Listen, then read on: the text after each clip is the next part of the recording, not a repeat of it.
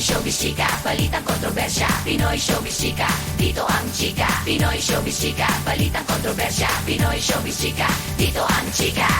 Mga kapamilya, may magandang balita ang pamilya Pangilinan. Diesel price cut sa Shell South Fork. Si Anthony Pangilinan at anak niyang si Donnie nagbawas ng 3 pesos kada litro sa diesel. Grabe to! Tama ka nagbawas nga ng presyo ang Pangilinan family sa kanilang gasolina at 3 pesos nga ang bawas kada litro.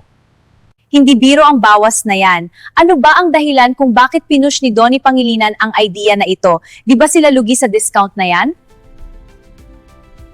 Sabi ni Anthony, si Donnie mismo ang nagsuggest. Kahit hindi practical sa kita, gusto raw niyang tumulong sa mga driver na araw-araw bumabiyahe. Malasakit over profit. Rare yan sa fuel business, lalo na't volatile ang presyo ng langis ngayon. Sa nakikita natin, nag-uunahan talaga ang mga gasoline stations sa pag-increase ng presyo. Anthony even called it a proud father moment. Para sa kanya, mas mala ang empathy kaysa sa margin ng negosyo. May point naman siya lalo na that our country or the world rather is in crisis.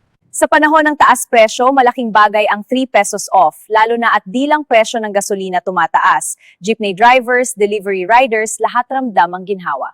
May nakausap akong driver. Sabi niya sa isang araw, nakakatipid siya ng 150 pesos. Malaking tulong daw ito sa pang-araw-araw na gastos kasi meron pandagdag na silang pambili. Kung araw-araw kang bumabiyahe, malaking ginhawa talaga yan. Hindi lang sa bulsa, pati sa peace of mind. Kung susumahin mo yung natitipid mo dahil sa discount, malaking bagay na. Ramdam ng mga drivers na may malasakit, hindi lang negosyo ang iniisip ng Pangilinan family. Yun actually ang susi sa tagumpay sa negosyo when you think of your business as a way to help people.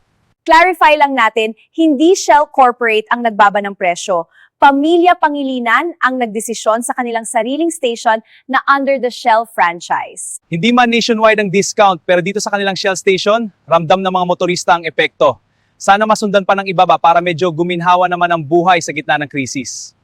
Donnie and Anthony Pangilinan, isang simpleng hakbang na may malaking epekto. Empathy in action at tunay na malasakit sa tao, kaya lalo kayong pinagpapala ng may kapal.